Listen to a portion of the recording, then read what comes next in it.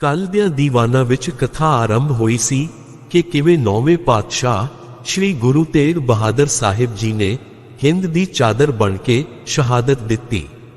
ਉਹਨਾਂ ਦੀ ਸ਼ਹਾਦਤ ਤੋਂ ਬਾਅਦ ਬਾਲ ਗੁਰੂ ਗੋਬਿੰਦ ਰਾਏ ਜੀ ਨੂੰ ਗੁਰਤਾ ਗੱਦੀ ਮਿਲੀ। ਹੁਣ ਅੱਜ ਦਿਆਂ ਦੀਵਾਨਾਂ ਵਿੱਚ ਉਹਨਾਂ ਦੇ ਅਗਲੇ ਜੀਵਨ ਤੇ ਝਾਤ ਮਾਰ ਕੇ ਵੇਖੀਏ ਕਿਵੇਂ ਉਹਨਾਂ ਨੇ ਧਰਮ ਦੀ ਖਾਤਰ ਜੰਗਾਂ ਲੜੀਆਂ ਤੇ ਕਿਵੇਂ ਗੋਬਿੰਦ ਰਾਏ ਤੋਂ ਗੋਬਿੰਦ ਸਿੰਘ ਬਣੇ। ਸਾਧ ਸੰਗਤ ਜੀ, ਆਖਣਾ ਜੀ ਸਤਨਾਮ ਸ੍ਰੀ ਵਾਹਿਗੁਰੂ। ਫਿਰ ਆਖਣਾ ਜੀ ਸਤਨਾਮ ਸ੍ਰੀ ਵਾਹਿਗੁਰੂ। ਗੁਰੂ ਗੋਬਿੰਦ ਸਿੰਘ ਜੀ ਦਾ ਜੀਵਨ ਕਾਲ ਬਹੁਤਾ ਲੰਬਾ ਨਹੀਂ ਸੀ, ਪਰੰਤੂ ਉਹ ਘਟਨਾਵਾਂ ਨਾਲ ਇੰਨੇ ਭਰਪੂਰ ਸਨ ਕਿ ਸ਼ਾਇਦ ਹੀ ਉਹਨਾਂ ਨੂੰ ਕਿਤੇ ਆਰਾਮ ਮਿਲਿਆ ਹੋਵੇ। ਨੇਕੀ ਨੂੰ ਬਚਾਉਣਾ ਅਤੇ ਬਦੀ ਨੂੰ ਨਸ਼ਟ ਕਰਨਾ ਉਹਨਾਂ ਦੇ ਜੀਵਨ ਦਾ ਮਨੋਰਥ ਸੀ। ਇਸ ਮਨੋਰਥ ਦੀ ਪੂਰਤੀ ਲਈ ਉਹਨਾਂ ਨੂੰ ਇਸ ਗੱਲ ਦੀ ਲੋੜ ਪਈ ਕਿ ਉਹ ਆਪਣੇ ਪੈਰੋਕਾਰਾਂ ਨੂੰ ਸੈਨਿਕ, ਇਖਲਾਕੀ ਅਤੇ ਜਜ਼ਬਾਤੀ ਤੌਰ ਤੇ ਤਿਆਰ ਕਰਨ।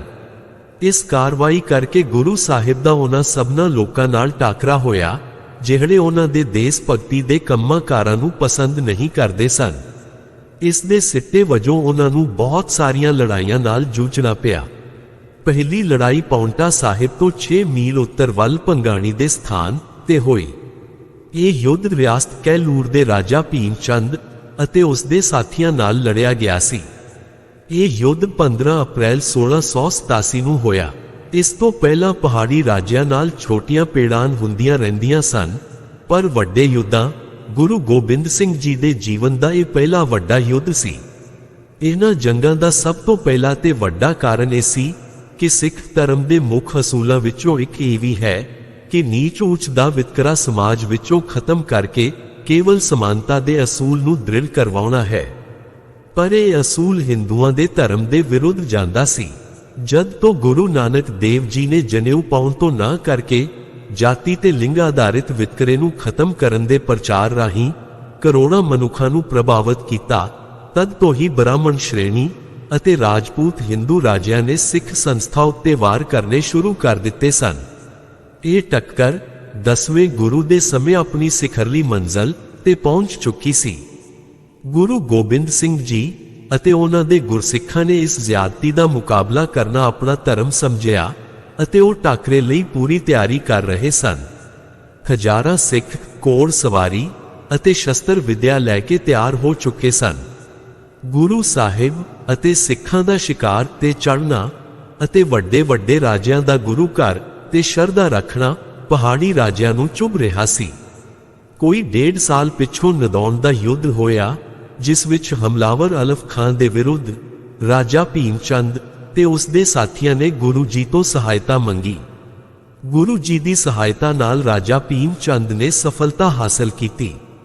ਇਸ ਤੋਂ ਬਾਅਦ ਕਈ ਵਰ੍ਹਿਆਂ ਤੱਕ ਸ਼ਾਂਤੀ ਬਣੀ ਰਹੀ। 1694 ਈਸਵੀ ਦੇ ਅੰਤ ਵਿੱਚ ਕਾਂਗੜੇ ਦੇ ਫੌਜਦਾਰ ਦਿਲਾਵਰ ਖਾਨ ਨੇ ਆਪਣੇ ਪੁੱਤਰ ਨੂੰ ਅਨੰਦਪੁਰ ਤੇ ਹਮਲਾ ਕਰਨ ਲਈ ਭੇਜਿਆ, ਪਰ ਉਹ ਕੁਝ ਨਾ ਕਰ ਸਕਿਆ।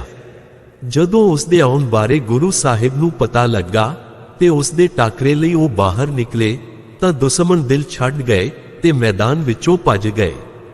ਛੇਤੀ ਹੀ ਬਾਅਦ 1695 ਦੇ ਆਰੰਭ ਵਿੱਚ ਦਿਲਾਵਰ ਖਾਨ ਨੇ ਪਹਿਲੇ ਨਾਲੋਂ ਕਿਤੇ ਵਡੇਰੀ ਮੁਹਿੰਮ ਹੁਸੈਨ ਖਾਨ ਦੀ ਅਗਵਾਈ ਵਿੱਚ ਭੇਜੀ।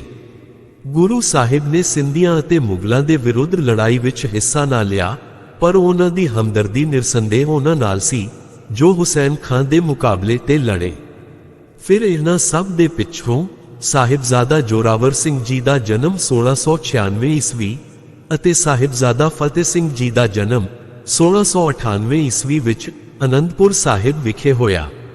ਪਹਿਲੀ ਵੈਸਾਖ ਬਿਕਰਮੀ ਸੰਮਤ 1756, ਨਾਨਕਸ਼ਾਹੀ ਸੰਮਤ 231, 29 ਮਾਰਚ 1699 ਵਾਲੀ ਵੈਸਾਖੀ ਨੇ ਤਾਂ ਦੁਨੀਆ ਦੇ ਇਤਿਹਾਸ ਵਿੱਚ ਇੱਕ ਨਵੇਕਲੀ ਅਸਥਾਨ ਬਣਾ ਲਈ।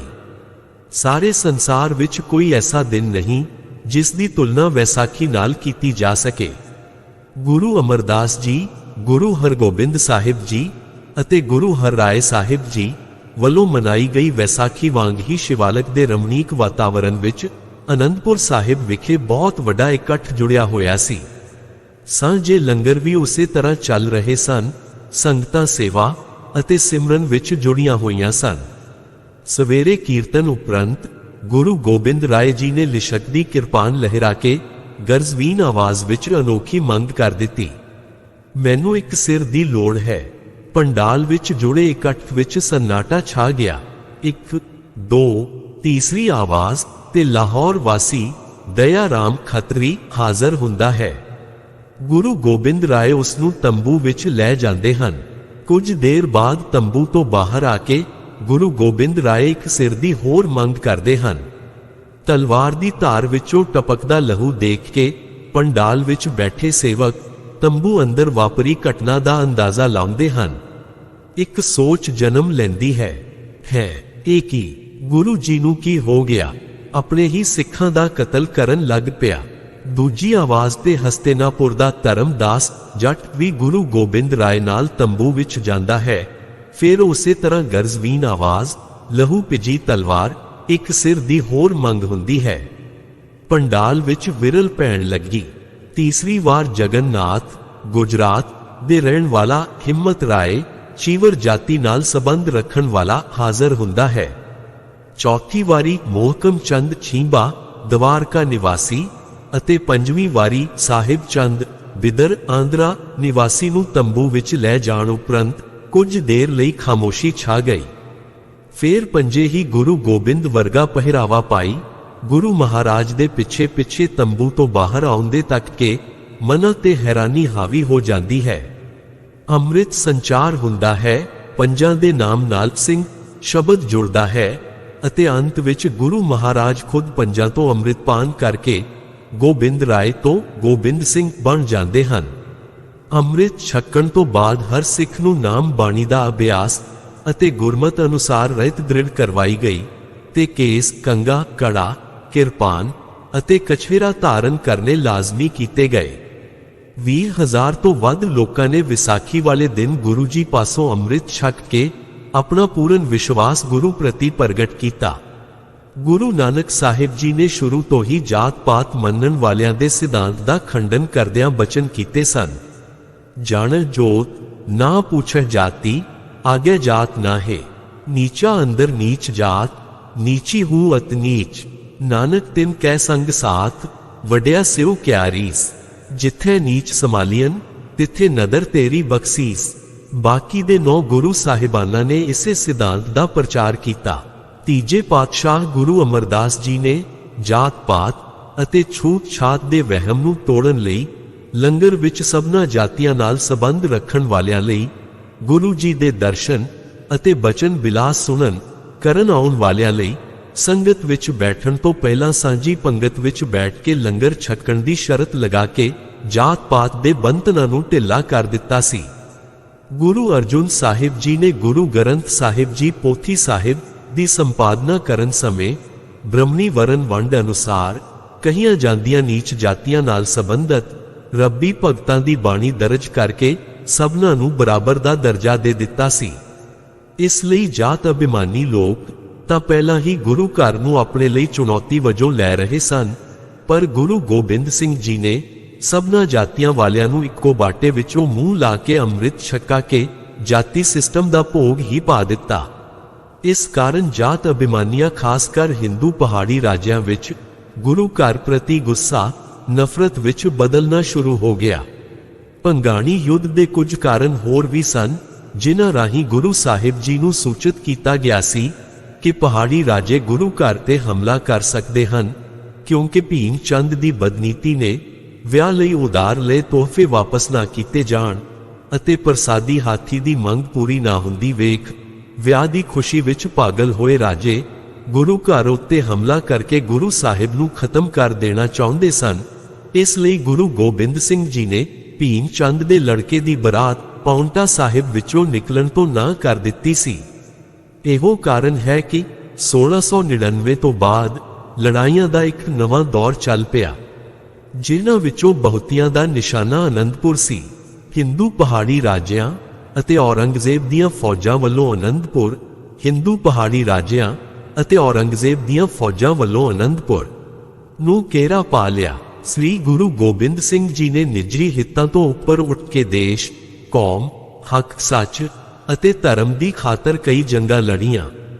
ਉਹਨਾਂ ਨੇ ਹਰ ਵਾਰ ਬਹਾਦਰੀ ਨਾਲ ਦੁਸ਼ਮਣਾਂ ਦਾ ਟਾਕਰਾ ਕੀਤਾ ਅਤੇ ਸਦਾ ਚੜ੍ਹਦੀ ਕਲਾ ਅਤੇ ਭਾਣੇ ਵਿੱਚ ਰਹੇ। ਬਿਕਰਮੀ ਸੰਮਤ 1762 ਸਨ 1705 ਵਿੱਚ ਪਹਾੜੀ ਰਾਜਿਆਂ ਨੇ ਸ੍ਰੀ ਗੁਰੂ ਗੋਬਿੰਦ ਸਿੰਘ ਜੀ ਵਿਰੁੱਧ ਲੜਾਈ ਵਾਸਤੇ ਮਦਦ ਲਈ ਔਰੰਗਜ਼ੇਬ ਅੱਗੇ ਫਰਿਆਦ ਕੀਤੀ। ਇਹ ਫਰਿਆਦ ਸੁਣ ਕੇ ਔਰੰਗਜ਼ੇਬ ਨੇ ਪਹਾੜੀ ਰਾਜਿਆਂ ਦੀ ਮਦਦ ਲਈ ਲਾਹੌਰ ਅਤੇ ਸਰਹੰਦ ਦੇ ਸੂਬੇਦਾਰਾਂ ਨੂੰ ਫੁਰਮਾਨ ਜਾਰੀ ਕਰ ਦਿੱਤੇ। ਇਸ ਤਰ੍ਹਾਂ ਲਾਹੌਰ, ਸਰਹੰਦ ਅਤੇ ਪਹਾੜੀ ਰਾਜਿਆਂ ਦੇ ਟਿੱਡੀ ਦਲਾਂ ਦੀ 10 ਲੱਖ ਫੌਜ ਨੇ ਸ੍ਰੀ ਆਨੰਦਪੁਰ ਸਾਹਿਬ ਦੇ ਕਿਲੇ ਨੂੰ ਘੇਰਾ ਪਾ ਲਿਆ। ਪਾਤਸ਼ਾਹ ਦੇ ਸੂਰਬੀਰ ਯੋਧਿਆਂ ਨੇ ਕਈ ਮਹੀਨੇ ਡਟ ਕੇ ਬੜੀ ਬਹਾਦਰੀ ਨਾਲ ਮੁਕਾਬਲਾ ਕੀਤਾ। ਖਾਲਸਾ ਫੌਜ ਦੇ ਛਾਪਾਮਾਰ ਹਮਲਿਆਂ ਨਾਲ ਦੁਸ਼ਮਣ ਦੇ ਹੌਸਲੇ ਪਸਤ ਹੋ ਚੁੱਕੇ ਸਨ, ਪਰ ਲੰਮੇ ਸਮੇਂ ਤੱਕ ਨਿੱਤ ਦੀ ਲੜਾਈ ਵਿੱਚ ਹੋ ਰਹੀਆਂ ਸ਼ਹੀਦੀਆਂ ਕਾਰਨ ਖਾਲਸਾ ਫੌਜ ਦੀ ਗਿਣਤੀ ਵੀ ਘਟਦੀ ਜਾ ਰਹੀ ਸੀ। ਭਾਵੇਂ ਰਾਸ਼ਨ ਪਾਣੀ ਵੀ ਮੁੱਕਦਾ ਜਾ ਰਿਹਾ ਸੀ, ਪਰ ਫਿਰ ਵੀ ਸਿੰਘ ਡਟਵਾਂ ਮੁਕਾਬਲਾ ਕਰ ਰਹੇ ਸਨ। ਦੁਸ਼ਮਣ ਵੱਲੋਂ ਖਾਧੀਆਂ ਕਸਮਾਂ ਅਤੇ ਸਿੰਘਾਂ ਦੇ ਸਲਾਹ ਦੇਣ ਤੇ 6-7 ਭੋ ਬਿਕਰਮੀ ਸੰਮਤ 1762 ਦੀ ਰਾਤ ਨੂੰ ਕਿਲਾ ਖਾਲੀ ਕਰਦਿਆਂ ਸ੍ਰੀ ਗੁਰੂ ਗੋਬਿੰਦ ਸਿੰਘ ਜੀ ਨੇ ਸ੍ਰੀ ਆਨੰਦਪੁਰ ਸਾਹਿਬ ਨੂੰ ਛੱਡ ਦਿੱਤਾ।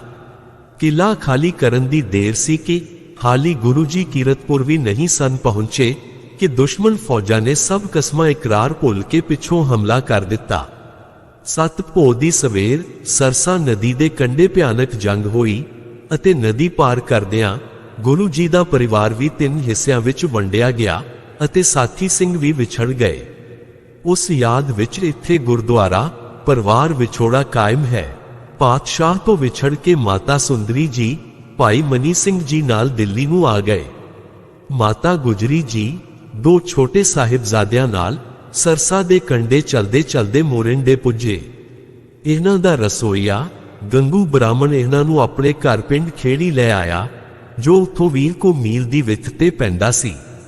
ਅਨੰਦਪੁਰ ਸਾਹਿਬ ਤੋਂ ਚੱਲਣ ਸਮੇਂ ਗੁਰੂ ਗੋਬਿੰਦ ਸਿੰਘ ਦੇ ਨਾਲ 1,500 ਸਿੰਘ ਸਨ, ਪਰ ਸਰਸਾ ਦੀ ਜੰਗ ਸਮੇਂ ਕੁਝ ਸ਼ਹੀਦ ਹੋ ਗਏ ਅਤੇ ਕੁਝ ਨਦੀ ਵਿੱਚ ਰੁੜ ਜਾਣ ਕਾਰਨ ਵਿਛੜ ਗਏ। ਕੀਮਤੀ ਸਾਹਿਤ ਤੇ ਭਾਰੀ ਮਾਤਰਾ ਵਿੱਚ ਹੋਰ ਮਾਲ ਅਸਬਾਬ ਸਰਸਾ ਨਦੀ ਵਿੱਚ ਆਏ ਹੜ੍ਹ ਦੀ ਭੇਟ ਚੜ ਗਿਆ। ਸਰਸਾ ਨਦੀ ਪਾਰ ਕਰਨ ਤੇ ਦਸਮੇਸ਼ ਗੁਰੂ ਜੀ 40 ਦੇ ਕਰੀਬ ਸਿੰਘ, 5 ਪਿਆਰੇ ਅਤੇ 2 ਵੱਡੇ ਸਾਹਿਬਜ਼ਾਦਿਆਂ ਸਮੇਤ ਚਮਕੌਰ ਪਹੁੰਚ ਗਏ ਅਤੇ ਫੌਜੀ ਰਣਨੀਤੀ ਨੂੰ ਧਿਆਨ ਵਿੱਚ ਰੱਖ ਕੇ ਕੱਚੀ ਗੜ੍ਹੀ ਵਿੱਚ ਮੋਰਚੇ ਸੰਭਾਲ ਲਏ।